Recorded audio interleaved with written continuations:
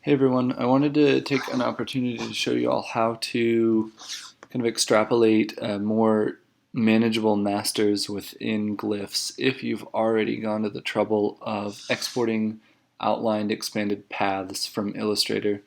So right here we have Manny's original, I believe it was a katakana inspired font. So I selected this particular character just because it was kind of indicative of how a lot of his other characters are built, and that is they're one unified path, and it involves kind of a heavier vertical stem and a lighter horizontal crossstroke, which we want to maintain that integrity, and then it also has this nice curve, which is going to be a little more challenging to deal with. So what I'm going to do, just so I don't have to worry about all his other letters upon export, I'm going to Command A, so I'm going to select everything, and I'm going to copy this over, and I created a new test file. I'll show you exactly how I set this up, but the first thing I'm going to do is paste this right back into the Y palette or artboard or whatever Glyphs calls it. So the first thing I have to mention,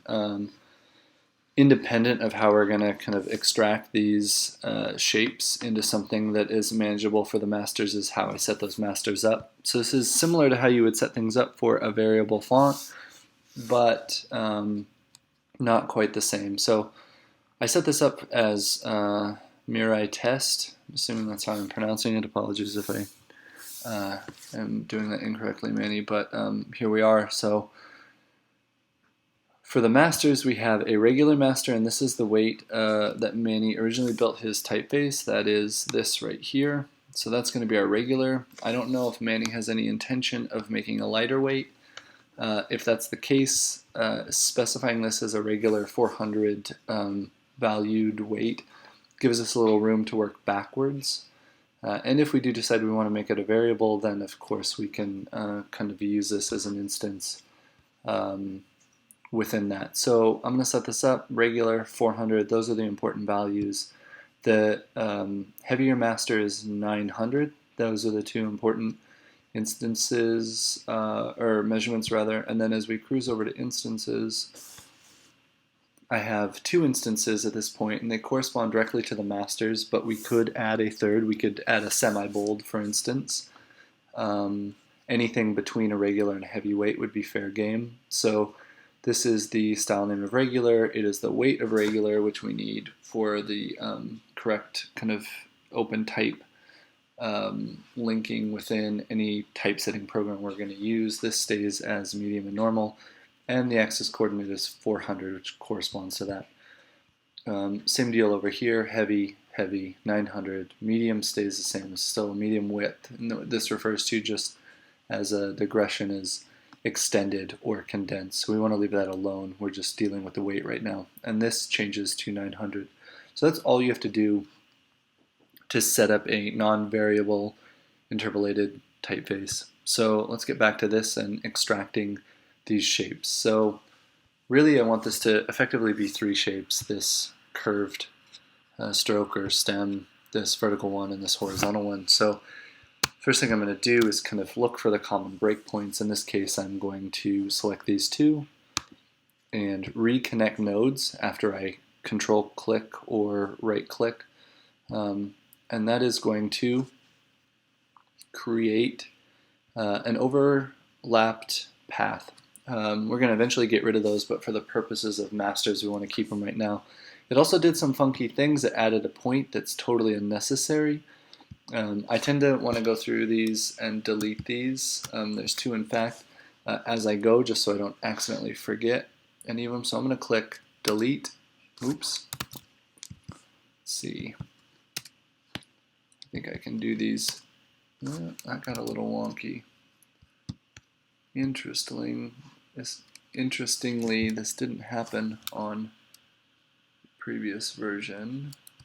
Let's see if we reverse the selected contours. Well, we'll come back to that and see if I can get it to behave. So the next thing I'd want to do, if you were to select these two and do the same thing, it does this funky bezel and then the points overextend. So what I need to do is actually, before I can reconnect these, I want to add a point where it kind of logically makes sense. And then I want to create nodes, and this will split it up into two separate shapes. Let's see if now I can... That was behaving earlier like I said, but we'll see if we can get around it.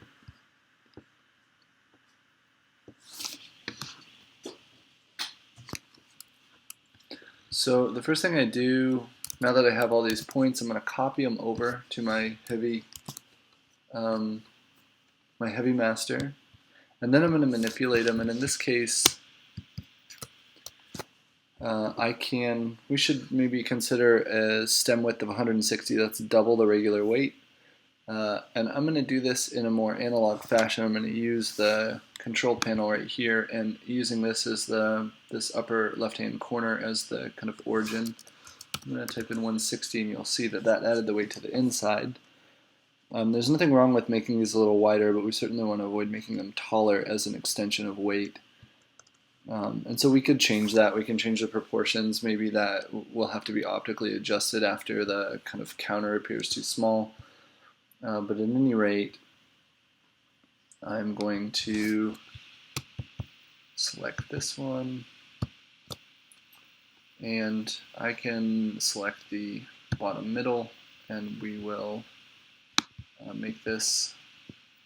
We could leave that alone depending on how Manny feels about it, but we could also add just a little bit of weight, maybe somewhere in the ballpark of, we'll change it to 76. You see that makes it a little thicker.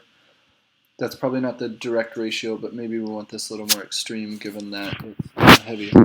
So we'll exaggerate that as maybe a percentage and less of a fixed ratio. So the next thing I'm going to do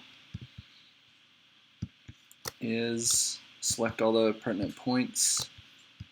Really hoping this works out, but I'm going to offset this 40 and 40, which is an addition of 80, which would make this 160 like our stroke up here. And we're going to have to change a few things, but I'm going to click offset, and we're going to let that ride.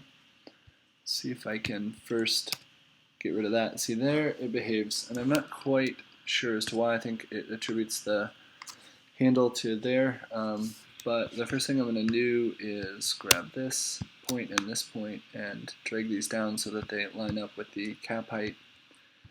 And I'm going to grab these two and drag them so they go up to the baseline. And then I'm going to grab these handles, both of them, and kind of change them in tandem. And because when Glyphs makes these curves, it's just making its best guess as to what you're actually trying to achieve. And we can change these. I'm going to finesse this a little bit.